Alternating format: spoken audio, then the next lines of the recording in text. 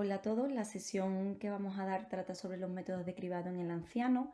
Mi nombre es Palma, soy residente de cuarto año de Medicina Familiar y Comunitaria, que junto a mis otras compañeras Rocío, Irene, Aurora y Marta, que también son residentes de Medicina Familiar y Comunitaria, que pertenecemos al área de los centros de salud de Castillejas de la Cuesta y Gines, vamos a impartir la sesión. Por un lado, veremos la importancia del envejecimiento de la población, cuál es el objetivo que tenemos en nuestra sesión y luego pues dar herramientas y técnicas que puedan tener los profesionales de la salud para la detención y prevención de estas patologías que afectan a las personas mayores. Como sabemos, España pues sigue su proceso de envejecimiento, que la pirámide de población pues sigue su evolución con un aumento de la edad promedio y cada vez hay un aumento de personas mayores. Según el Instituto Nacional de Estadística, en 2022 se vio que casi 9 millones, es decir, un 20% de la población, eran personas mayores de 65 años y que se prevé que esto aumente, tanto que en 2033 se prevé que sea un 25%. Esto pues al final plantea unos desafíos significativos para los sistemas de salud, especialmente a la atención primaria, por lo que es crucial enfocarnos en la prevención y detención temprana de enfermedades en los ancianos. La prevención y la detención temprana de ciertas enfermedades, como por ejemplo la demencia, se ha visto que es de crucial importancia por varias razones. Al final, el número de personas que tienen demencia está aumentando cada vez más y se prevé que aumente mucho, que aproximadamente el 40% de esta patología se podía prevenir o retrasar modificando muchas veces los factores de riesgo, y al final pues se ha visto que se podría reducir mucho la carga económica asociada a este tipo de patología. Por ello, en Andalucía, en el 2006, se implanta el programa de examen de salud para mayores de 65 años, con el objetivo de detectar situaciones de riesgo e implantar medidas que promuevan y prevengan, pues, según la evidencia científica, situaciones que ayuden a mejorar la salud y la calidad de vida pues, de nuestros mayores. Por ello, nosotros cuando hacemos el examen de salud, al final hacemos una valoración funcional de las personas y lo haremos según un índice, que el que más se utiliza es el índice de Bartel. Por lo que tenemos al final, podemos hablar de tres grupos dinámicos: persona que consideramos autónoma, que es decir, tiene un Bartel de 100, una persona que consideramos persona mayor frágil, que el Bartel es de 90 a 100, o personas ya que llamamos en situación de dependencia cuando el Bartel tiene menos de 90. Entonces, al final, las actividades de prevención irán un poquito encaminadas según al final el grupo al que pertenezca. En la persona mayor autónoma, pues haremos acciones de promoción de la salud, pues actividad física adaptada, gestión emocional, que evitemos el consumo de tóxicos, entre otros, una prevención adecuada con vacunas, que se haga un buen uso de medicamentos pues con escalas, por ejemplo, con STOP y STAR, hacer screening y cribados correspondientes. Para la persona mayor frágil, aparte de todo lo anterior, pues también haremos ciertas determinaciones como el colesterol, la glucemia, la hipertensión anualmente, y también haremos pues intervenciones por el riesgo de caída, pues la medición de peso, la medición de vitamina D, detención de incontinencia urinaria, si tenemos sospecha de maltrato. Y ya para las personas en situación de dependencia, pues hay que hacer siempre un plan terapéutico según los factores de riesgo y las necesidades de cuidados que tenga ese paciente. Y es muy importante que aparte de la persona, esta valoración se hará también a la cuidadora familiar. En resumen, el objetivo de la sesión pues, es conocer y discutir los diferentes métodos de cribado que aplicamos a la población mayor, a la población anciana, enfocándonos en la detención temprana de problemas que afectan significativamente a su calidad de vida, como la fragilidad o el deterioro. Uno de los primeros cribados que vamos a hablar es sobre la malnutrición. La malnutrición es el resultado de una ingesta insuficiente de nutrientes para cubrir las necesidades biológicas que necesita el ser humano. Se ha visto que existen diversos factores de riesgo como la edad avanzada, problemas dentales, disfagia, polimedicación, entre otros. Por ello, se creó una iniciativa global de liderazgo de nutrición, que es el GLIM, que al final es un consenso objetivo y mundialmente aceptado, que incluimos dos pasos cuando queremos hacer cribado de malnutrición. El primer paso es el cribado, que vamos a utilizar, por ejemplo, la MNASF, que es una herramienta validada que consta de 6 preguntas y que se completa prácticamente en 4 minutos, ¿vale? Existe una guía que explica cómo rellenar el cuestionario, y los puntos claves que siguen pues evalúan la ingesta de alimentos, la pérdida de peso, y al final pues la puntuación final se suman los puntos y habla de 3 categorías: el estado nutricional normal, riesgo de malnutrición o malnutrición. Y luego, como un segundo paso, tendríamos pues los criterios GLIM, que esto pues tiene tanto criterios fenotípicos como criterios etiológicos. Los criterios fenotípicos pues hablan de una pérdida de peso mayor al 5% en los últimos 6 meses o más del 10% sin más de 6 meses, bajo índice de masa corporal según si eres asiático o no, y luego masa muscular reducida. Y luego criterios etiológicos, es decir, que haya una ingesta de alimentación reducida o que haya alguna inflamación como una enfermedad aguda, cirugía o enfermedad crónica relacionada. El diagnóstico se establece mínimo con un criterio fenotípico y con un criterio etiológico. En resumen, ¿a quién vamos a hacer el cribado? Pues a pacientes mayores de 65 años con las herramientas validadas que tenemos y cada cuánto, pues cuando se presente una pérdida de peso involuntaria o un índice de masa corporal bajo. Otra de las detecciones importantes que tenemos que hacer es la detección de fragilidad. Es un fenómeno complejo que implica un deterioro progresivo de los sistemas fisiológicos que se caracteriza por una disminución de la reserva de la capacidad intrínseca, lo que hace que los individuos sean más vulnerables a los factores de estrés y aumenta al final pues, a una serie de resultados sanitarios adversos. Se ha visto que es un buen predictor de eventos como hospitalización, caída, discapacidad e incluso mortalidad, y que puede ser potencialmente reversible, sobre todo en fases tempranas, ¿vale? Se realizó un documento de consenso sobre la prevención de fragilidad en la persona mayor junto al Ministerio de Sanidad, junto a la acción conjunta de Advantage, que son, pues al final, son dos referencias que dan directrices y protocolos para la detención y manejo de esta fragilidad. Tenemos también pues, herramientas para la detención, por ejemplo la escala visual de Frail, que ayuda a una detención precoz, y luego tenemos pues, otras pruebas de ejecución como el Short Physical Performance Battery, el SPPV y el test de velocidad de la marcha, que tiene unos puntos de cortes. Y justo que tras esta detención, intervención y manejo de manera integral, lo que llamamos la valoración geriátrica integral, que luego se pueden emplear herramientas como por ejemplo la Valentan. Entonces, en resumen, ¿a quién vamos a hacer la detección de fragilidad? A pacientes mayores de 70 años, vamos a utilizar herramientas validadas y se hará un cribado oportunista. Vamos a continuar con la evaluación del deterioro cognitivo. Según la DSM-5, actualmente los trastornos neurocognitivos se dividen en 3 categorías, que serían el delirium, el trastorno neurocognitivo menor, que sustituye al deterioro cognitivo leve, al antiguo concepto de deterioro cognitivo leve, y el trastorno neurocognitivo mayor, que sustituiría al antiguo término de la demencia. Vamos a clasificarlos según la intensidad de los síntomas y la repercusión que tengan en su funcionalidad. Por ejemplo, el deterioro neurocognitivo menor es más difícil de sospechar ya que los síntomas no son tan larvados y hay un declive modesto en las funciones cognitivas del paciente, por lo que es más difícil detectarlo. Y estas alteraciones son insuficientes para afectar a su autonomía. El paciente podría seguir haciendo relativamente su vida normal. Mientras que el trastorno neurocognitivo mayor, pues sí hay una alteración importante de las funciones cognitivas y afectan en un principio a las actividades instrumentales de la vida diaria y en casos más avanzados, pues también podrían afectar a las actividades básicas de la vida diaria.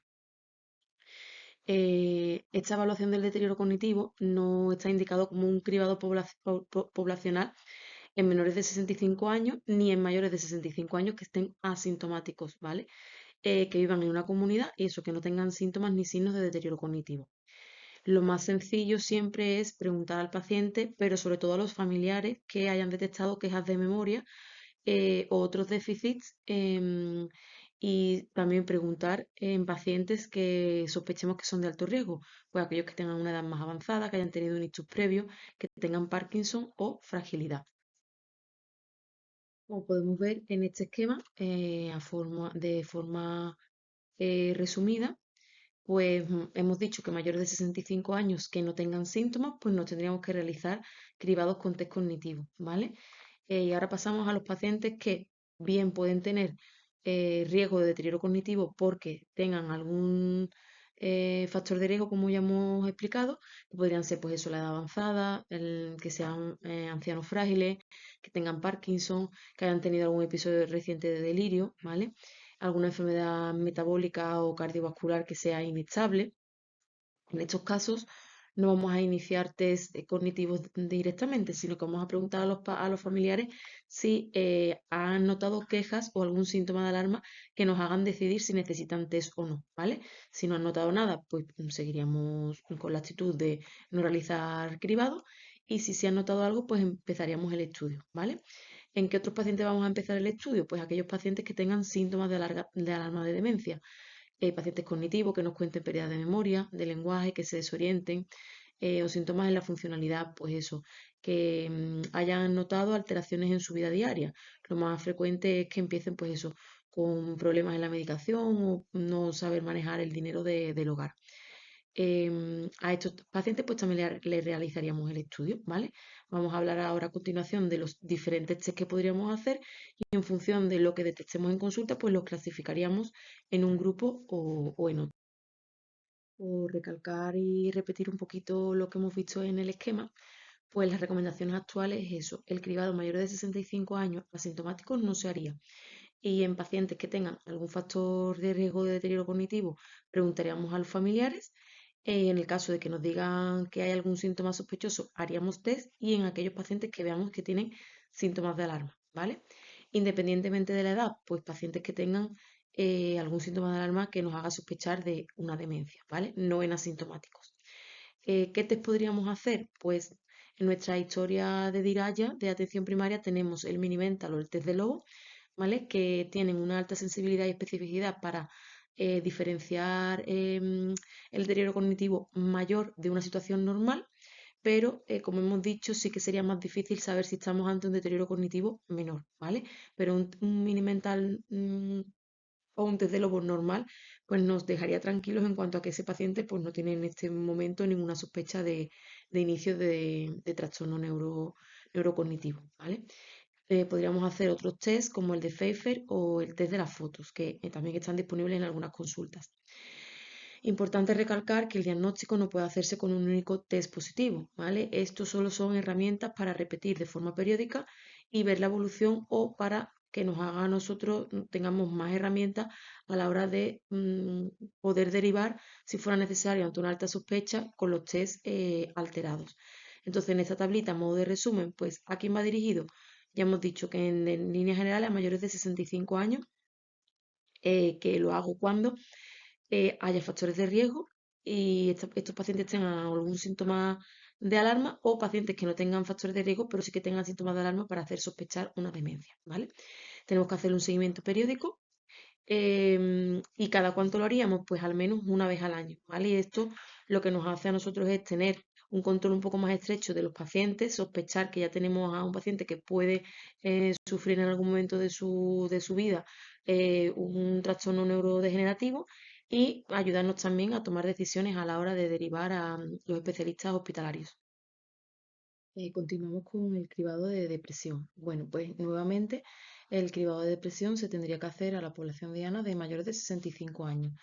La captación de estos pacientes sería pues de manera oportunista en diferentes contextos, pues, por ejemplo, pacientes que vienen a hacerse exámenes de salud a la consulta, cuando vamos a sus domicilios, cuando hacemos alguna charla formativa. Y también la captación sería según el estado de salud. Podemos dejar pasar por alto pues aquellos pacientes que quizás no tienen los 65 años, pero sí que tienen sintomatología que a nosotros nos hace ser sugestivas de que estén pasando por una posible depresión. Pero sobre todo el cribado sería para mayores de 65 años. Vamos a utilizar la escala GDS-15, que hablaremos ahora un poquito más adelante de ella. Y estos resultados, pues hablaríamos de que es positiva cuando obtenemos un punto de corte de 5 o más. Si el resultado es positivo, pues tenemos que hacer una evaluación más exhaustiva de esta persona y de su sintomatología, y valorar una intervención, bien por nuestra parte o una derivación a atención hospitalaria. El seguimiento, pues según el estado de salud y las necesidades del paciente, pues si el paciente es autónomo, podríamos hacer esta escala anualmente. Si el paciente es frágil o dependiente, la evaluación se haría semestralmente. Como ya he comentado antes, pues vamos a utilizar la escala de presión geriátrica de Jesabage, que sería la GDS, y en concreto la versión abreviada de 15 ítems, porque se ha demostrado que reduce la fatiga y mantiene los niveles de atención correctos para su aplicación. Ventajas de esta prueba a nivel práctico, pues que se realiza muy fácilmente, por un médico, por otra persona o bien autoadministrada, que hay buenos resultados en la autoadministración porque el paciente está como mucho más relajado y es más sincero a la hora de responder las preguntas. Tiene unas instrucciones muy sencillas que son respuestas de sí o no. Es breve, en 5 minutos se resuelve y nos ayuda a discriminar entre personas con posible depresión o personas que no la tengan. Mostramos en esta diapositiva pues lo que es la escala GDS-15, ¿vale?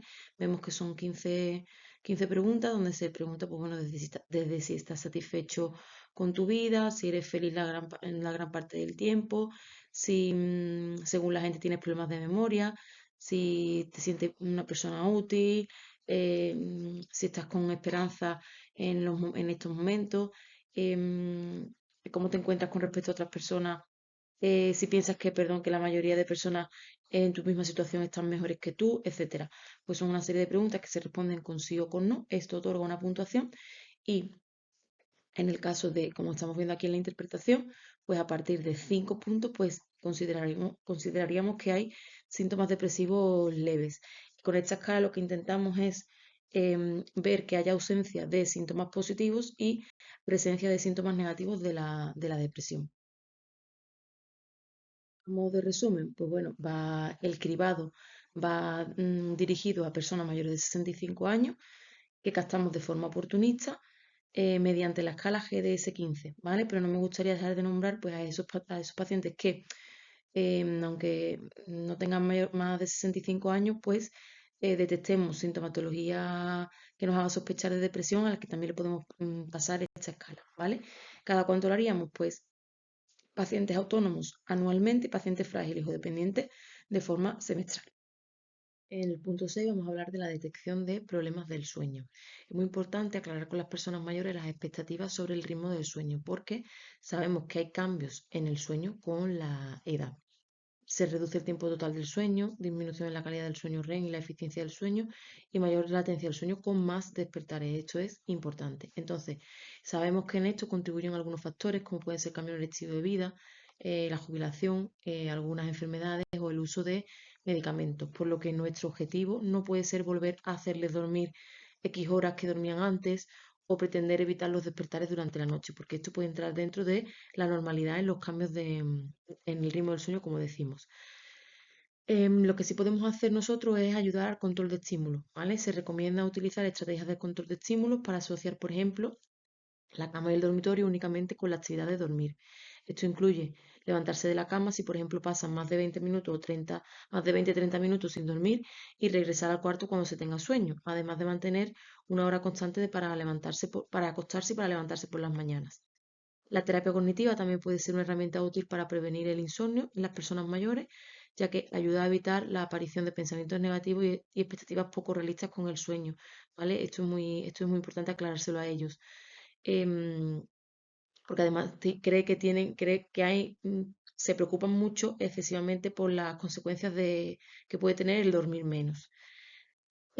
Aunque bueno, aunque sepamos que hay cambios en el sueño, no podemos dejar de indagar trastornos del sueño, como por ejemplo personas mayores que tengan pausas de apnea, ronquidos, movimientos corporales que nos hagan sospechar de algún trastorno subyacente que sí requiera atención, ¿vale? Y por supuesto, el uso prudente de fármacos sedantes en personas mayores, ya que su eficacia es limitada y sí que pueden tener muchos efectos secundarios no deseados. Y en este diapositivo, pues un poco a modo de resumen, ¿a quién va dirigido? Bueno, no lo hemos dicho, pero la población diana siempre sería mayores de 65 años, aunque podemos utilizar estas estrategias con personas más jóvenes, ¿vale? Y lo que tendríamos que hacer es pues, explorar el ritmo de sueño, revisar los factores que puedan influir en estos cambios y por supuesto, dar pausas cognitivos conductuales, ¿vale? E intentando dejar los fármacos sedantes como ultimísima opción. ¿Cada cuánto? Pues cuando el paciente tenga quejas sobre el sueño o los familiares pues, nos informen que tiene alteraciones en el sueño. Centrándonos en la detección precoz de cáncer, la edad es un factor de riesgo para desarrollar cáncer. La mitad de los nuevos casos de cáncer que se van a diagnosticar en el futuro y 2 tercios de las muertes causadas por esta patología se van a producir en personas mayores de 65 años de edad. Como objetivo, hay que detectar esta enfermedad antes de que se manifieste clínicamente, valorar los riesgos, sobre todo el sobrediagnóstico, el sobretratamiento de lesiones indolentes y los falsos negativos o falsos positivos. Lo más importante, pues realizar el cribado para detección precoz solo cuando sea posible ofrecer un tratamiento que aporte beneficios en términos de reducción de la mortalidad y aumento de la supervivencia y de la calidad de vida. Centrándonos en los diferentes tipos de cáncer, comenzando con el cáncer de mama, su detección según el examen de salud se suele hacer a mayores de 65 años que se aplica en Andalucía, finalizando este cribado a los 69 años. Según la Sociedad Española de Médicos de Familia, podría continuarse la mamografía de cribado cada 2 años en mujeres de 70 a 74 años. ¿A quién prevenir? Pues a mujeres en una franja de edad de 50 a 69 años, como se hace haciendo una mamografía bilateral y se hace cada 2 años.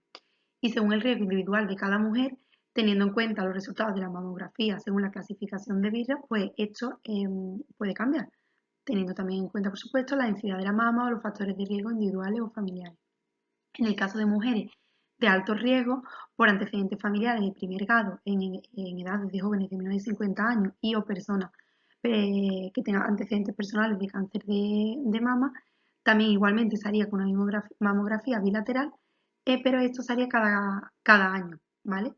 Y según el riesgo individual de cada mujer, teniendo en cuenta los resultados de la mamografía, igualmente según la clasificación de Villach, la densidad de la mama o los factores de riesgo individuales o familiares. También prevenimos a mujeres con una predisposición genética conocida para el cáncer de mama o ovario, con mutaciones BRCA1 o BRCA2, en el que lo que haríamos es remitir a la unidad de consejo genético y recibir consejos sobre las diversas opciones preventivas, ¿vale? En este caso, pues habría que hacer una vigilancia intensiva, un examen clínico cada 6-12 meses, una mamografía anual, una resonancia magnética anual y una mastectomía profiláctica o quimioprevención en función de ya cada paciente. ¿Cada cuánto? Pues esto en el momento que se identificara a estas pacientes con algún tipo de mutación como la que hemos nombrado. En la detección del cáncer de colon se debe recomendar la prueba de sangre oculta en S como prueba de cribado del cáncer de colon a las personas entre 50 y 69 años, con periodicidad bienal. Y según la CENFI dice que es hasta los 74 años. ¿A quién tenemos que prevenir? O a personas de 50 a 74 años sin riesgo alto. ¿Cómo se hace? Como hemos comentado, sangre oculta en S con el test inmunológico. Esto se haría cada 2 años. Y en el caso de que hiciéramos una sigmoidoscopia, pues cada 10 años. También prevenimos a personas con riesgo elevado de cáncer de colon, bien sea por sospecha de cáncer colorectal hereditario o familiar, y se remitiría a las unidades especializadas de alto riesgo. Esto se haría pues, en el momento que se identificara. Por otro lado, también hay que tener una vigilancia de los pólipos colorectales, que según pues, el riesgo que tengan estos pólipos y según su tipología, pues tendremos que llevar a cabo una vigilancia con colonoscopia, pruebas más avanzadas, dependiendo de cada tipo, pues durante 3 o 5 años.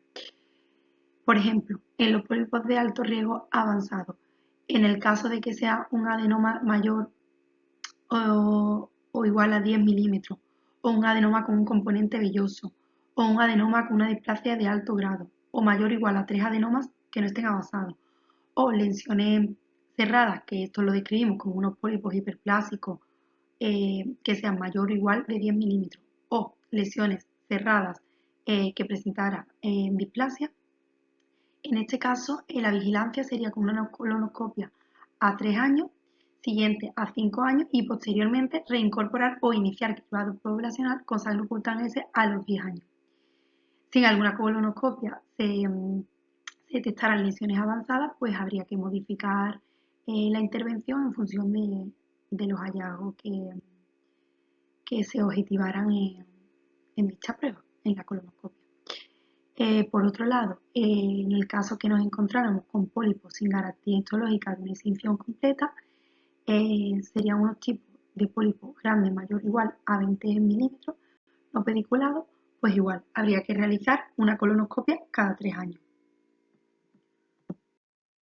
En el caso del cáncer de cervix, habría que recomendar la citología de cribado cada 3 años en mujeres asintomáticas de 25 a 65 años, finalizando este cribado a los 65 años siempre que exista un cribado previo adecuado y negativo, ¿vale? 10 años antes, y que no haya ningún antecedente de otro tipo de lesión maligna, pues a nivel de cervix.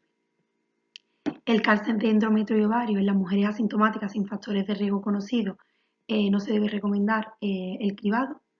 En el cáncer de páncreas igual, no existe una prueba de que el cribado mejore la morbilidad o la mortalidad. Y en el cáncer de páncreas, pues sobre todo en un grupo de población entre 55 y 69 años que estén asintomáticas, se debe evaluar individualmente el riesgo y sí recomendar la determinación del PSA en función de un riesgo elevado, es decir, pues que tenga antecedentes familiares de cáncer de próstata o familiar de primer grado diagnosticado. Y las preferencias de la persona. En pacientes menores de 55 años asintomáticos y o 70 años o más asintomáticos no se debe recomendar el cribado solicitando la determinación de PSA. Pues bien, en el cáncer de pulmón lo más importante es nuestra lucha activa contra el tabaco mediante los programas que tenemos de deshabituación tabáquica en nuestra cartera de atención primaria. La radiografía de tórax o la citología de Puto o el TAL de baja dosis no se debe recomendar como prueba general. Sí que se ha visto en las últimas investigaciones que hacer un cribado a un grupo concreto de alto riesgo podría estar indicado con un TAL de baja dosis anual. Habría que prevenir a personas de 55 a 80 años que han fumado 30 paquetes años, que son fumadores en la actualidad o que han dejado de fumar en los últimos 15 años. Se excluiría si no han fumado durante los últimos 15 años o tienen un problema de salud que limitará la esperanza de vida o que no van a poder someterse a tratamiento quirúrgico. Se haría, como hemos comentado, con un TAS a baja dosis y de manera anual. En el cáncer de piel, sobre todo, haría un cribado con examen de piel anual a individuos de riesgo elevado. En estas personas se haría un autoexamen de la piel y habría que haber una evaluación por un profesional. En el resto de los pacientes, sobre todo, hacer hincapié en consejos para evitar la exposición solar excesiva y sobre todo recomendar el uso de protectores solares. Entre otras actividades preventivas en las que nos vamos a centrar va a ser la revisión de polifarmacia, la evaluación del aislamiento social y los cribados de alteraciones sensoriales. Pues bien, centrándonos en la polifarmacia, esta se define como un consumo de 5 o más medicamentos o como el uso de más fármacos que los que están correctamente indicados. 1 de cada 3 mayores cumple este criterio en España.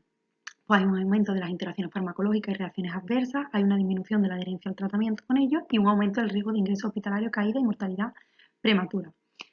La desprescripción, muy importante, hacer una revisión sistemática de la medicación, que puede concluir con la disminución de dosis, cambio o retirada de un medicamento. Esto incluye valorar las indicaciones, objetivos del tratamiento, el riesgo de efectos secundarios, interacciones y los beneficios o perjuicios percibidos por el paciente. Es una tarea muy compleja que sobre todo debemos realizar desde atención primaria, siempre que esté consensuado paciente-familia. En cuanto a esta revisión de polifarmacia, vamos a llevar a cabo los criterios de BIR y criterios de Stop-Start. Son los que solemos utilizar más en nuestra práctica diaria. El listado Stop-Start es más específico y está orientado a pacientes con poca esperanza de vida. Por otra parte, el SCRON está orientado para pacientes pluripatológicos. Las indicaciones más importantes de prescripción, pues sobre todo que hubiera una aparición de RAS moderadas o severas, interacciones relevantes, duplicidad de fármacos, una indicación dudosa, una falta de eficacia del fármaco prescrito o enfermedades terminales en situación final de la vida, así como un caso de sobretratamiento farmacológico. Siguiendo este algoritmo nos ayuda a hacer una adecuada desprescripción, basándonos sobre todo en la necesidad, la efectividad, la seguridad, el coste y el paciente. Es decir, haciéndonos la siguiente pregunta. ¿Hay algún problema de salud que debería estar tratado y no lo está? Si es así, pues deberíamos de iniciar tratamiento. Por el contrario, si la indicación que originó la prescripción no siguiera presente, en este caso habría que suspender. La efectividad. ¿El fármaco es eficaz y recomendable según la evidencia? Si no lo es, deberíamos de desprescribirlo. Así que, por el contrario, si los objetivos terapéuticos estuviéramos viendo que no se están alcanzando, pues deberíamos valorar ajustar la dosis o sustituirla por otro. de mayor efectividad. Centrándonos en la seguridad, ¿el paciente ha presentado o tiene riesgos de efectos adversos? Si fuera este caso, estaríamos afirmando que este paciente, o sea, este fármaco no sería seguro para el paciente, por lo cual habría que suspenderlo o sustituirlo por otro más seguro. El coste, pues igual, siempre valorar que según la situación sociofamiliar de cada paciente, si lo pudiera costear o no. Si se tratara de un fármaco que sabemos que no se lo va a poder costear el paciente de base, pues habría que sustituirlo por otro. Y por otro lado, centrándonos también un poco más en el paciente, habría que ver informar al paciente y respetar también su decisión, porque al final, pues bueno, habría que tener eso, una conciliación entre médico-paciente, entre el tratamiento propuesto. A la hora de la evaluación del aislamiento social, según la OMS, esta se define como la falta de contacto con familiares, amigos u otra persona, siendo esto un factor de riesgo de enfermedad cardiovascular, accidente cerebrovascular, demencia, depresión, trastorno del sueño, necesidad de atención a largo plazo y mortalidad. Nuestro papel, sobre todo en la atención primaria, se va a basar en detectar y captar a los mayores en situación de aislamiento social, registrarlo como un diagnóstico en su historia clínica y proponer intervenciones, así como fomentar en ello las redes de apoyo sanitario y social para que pueda realizar unas actividades en el que aumenten más la amistad, la autoestima y el bienestar. Existen diferentes instrumentos para medir el aislamiento social. Destaca la escala de red social del ADEN, que dispone de una versión abreviada de 6 preguntas que puede ser muy útil en consulta, siendo una puntuación inferior a 12 un aislamiento social. En cuanto al cribado de alteraciones sensoriales, los déficits sensoriales van a aumentar con la edad y es lógico esperar que todas las personas mayores lo experimenten. Debe ser valorado por el médico de atención primaria y ser corregidas estas de forma proactiva. Una discapacidad visual va a dar un aislamiento social, así como depresión y caída, al igual que una pérdida auditiva. Esto también iría acompañado de un deterioro cognitivo. ¿A quién se le hace? Sobre todo a personas mayores de 65 años, se le hace con una medición de agudeza visual con otro tipo o derivando a la oftalmología. Pues se hace cuando el paciente refiere esta pérdida de visión o factores de riesgo. También se le puede hacer a mayores de 50 años mediante el test de la voz susurrada o una derivación a otorrino. Esto se haría cuando el paciente refiere una pérdida de audición o deterioro cognitivo. Por último, como conclusión y recomendaciones, sobre todo nos centraremos en hacer una evaluación integral abarcando aspectos físicos, cognitivos, nutricionales y sociales, una detección temprana para implementar cribados sistemáticos en atención primaria, hacer un enfoque multidisciplinar adoptando estrategias de cuidados adaptadas a la población anciana, haciendo también una promoción de la salud para fomentar intervenciones para un envejecimiento activo y saludable. Estas conclusiones van a proporcionar una base sólida para mejorar la atención preventiva y el cribado de patologías en la población anciana, con el objetivo final de promover un envejecimiento saludable y mantener la autonomía de las personas mayores.